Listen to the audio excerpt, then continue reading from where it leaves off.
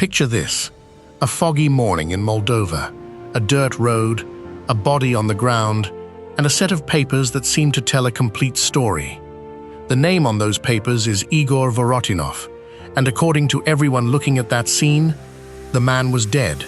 But here's the twist: that dead man would later turn out to be very much alive. I know Ponzi schemes are fraudulent and crucial.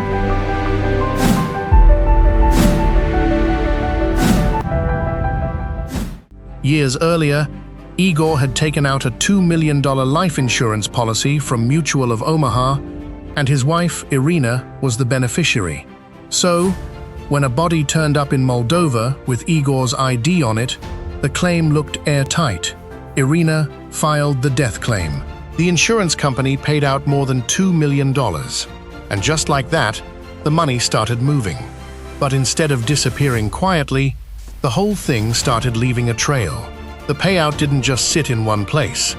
Investigators say Irina funneled the money through a third party, then moved about $1.5 million into an account connected to her son, Igor Vorotinov.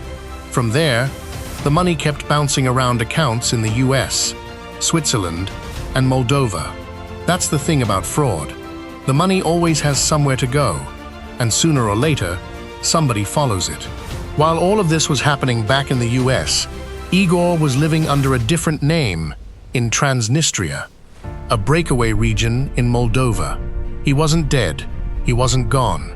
He was just hiding in plain sight, using the name Nicolae Patoka.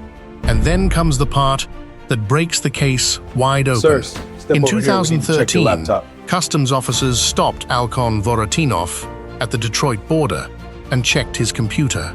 On it were recent photos of Igor, Igor's alive. alive, smiling, and very much changes not everything. buried in some Moldovan grave. That was the moment the story stopped being a rumor and became a federal fraud case. Once the FBI and IRS got involved, the timeline started collapsing fast. The death in 2011, the payout in 2012, the photos in 2013. The whole thing was impossible to ignore.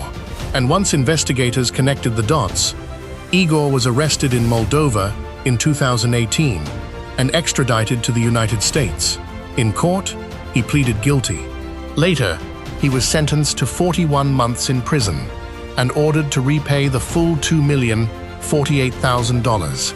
Irina also pleaded guilty, and prosecutors said she helped carry out the scheme from the very beginning.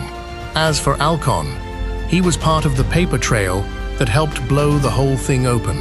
This is one of those stories that sounds fake until you realize every detail was documented in a federal case file. A man supposedly dies, a wife collects millions, a son helps move the money, and years later, photos on a laptop reveal the dead man is alive. That's not just fraud. That's a whole movie plot gone wrong.